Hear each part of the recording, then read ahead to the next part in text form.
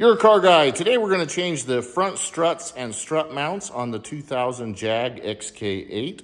First thing we're doing, jacking up the vehicle, securing it on jack stands, then we'll take off the wheels. With the wheel off, we're going to want to take out a few things.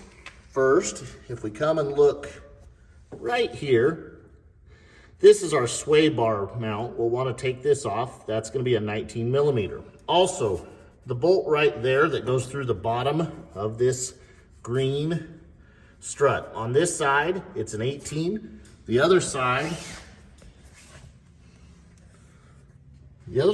is the nut right there in the center that is a 19 millimeter.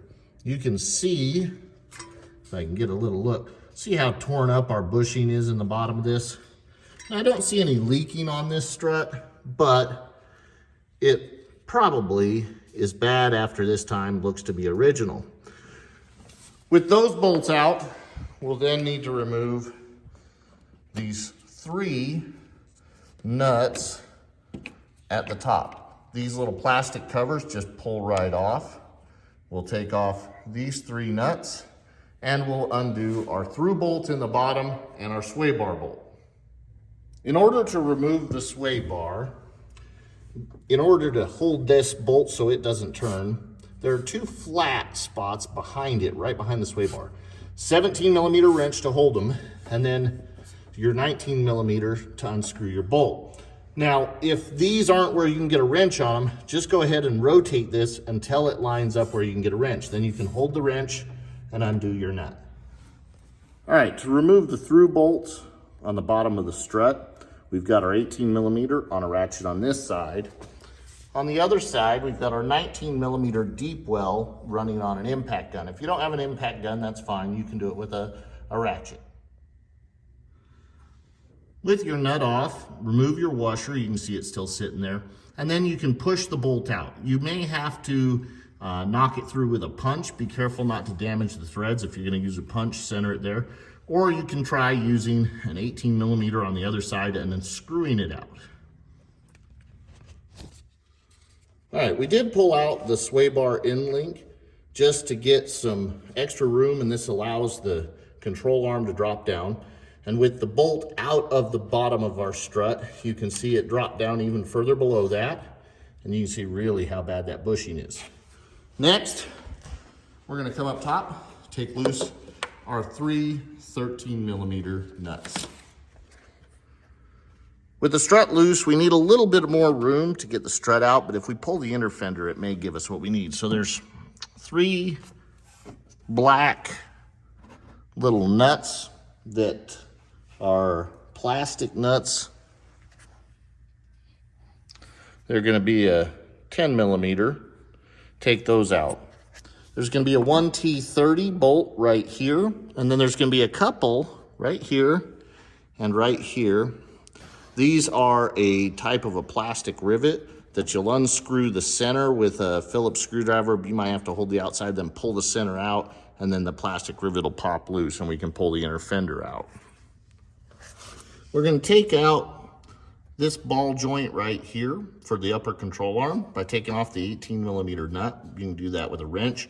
If you turn the steering wheel to the right, it'll give you more access on the passenger side, to the left on the driver's side. Once we take it out, then we can strike with a hammer right here.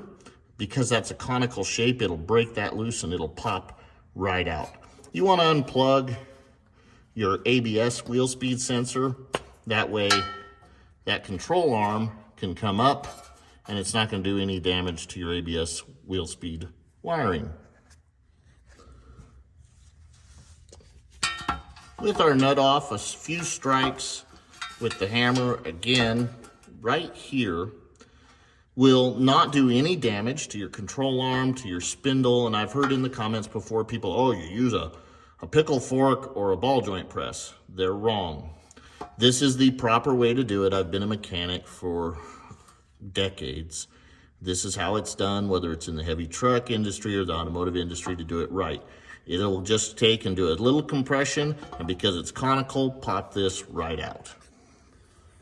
Once the ball joint on the upper control arm comes out, you can then push down on this and get more room to bring your strut down, and you're gonna lift it out through this upper control arm and just feed it right out of the vehicle. With our strut out, we'll take our strut spring compressor, compress this spring, and then take off the nut right here at the top. And that will allow us to disassemble, take the spring, the mounts off of this strut to put onto our new strut. All right, now if you're using this style of a spring compressor, you'll find sometimes it's hard to get in down low here. So what you may need to do is insert up here and then just twist it around till it gets down here. Then get your top part in as high as you can go on your spring compressor.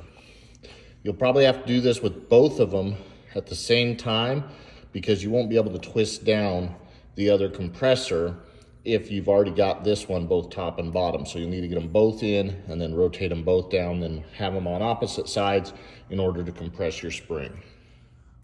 Once you have your top nut off, your strut will slide out, your upper strut mount will stay there, and then you can see our old strut versus our new strut. And look at just how bad that bushing is. I mean, that thing's shot compared to our nice new bushing.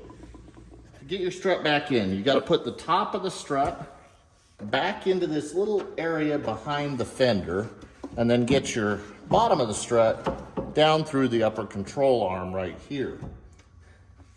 Then you can work it down into place, and we're in position.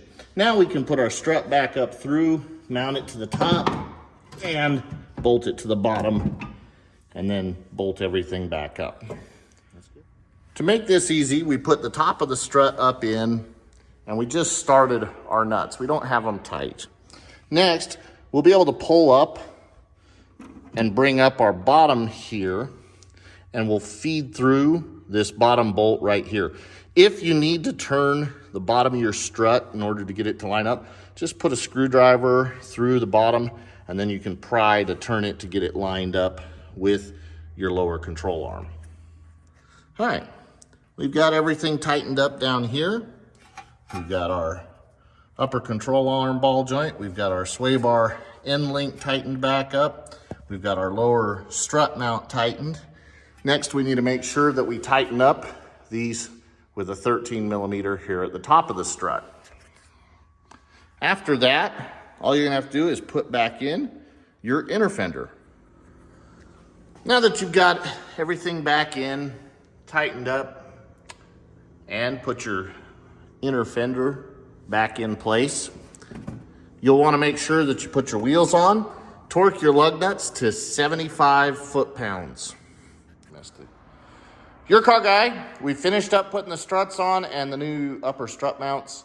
The car drives drastically better, much more like a proper Jaguar should. So that's it. Pretty easy to do the struts. A little bit of a challenge just with getting the struts in and out, but it can be done without too much work. Please like and share the videos and subscribe to the channel.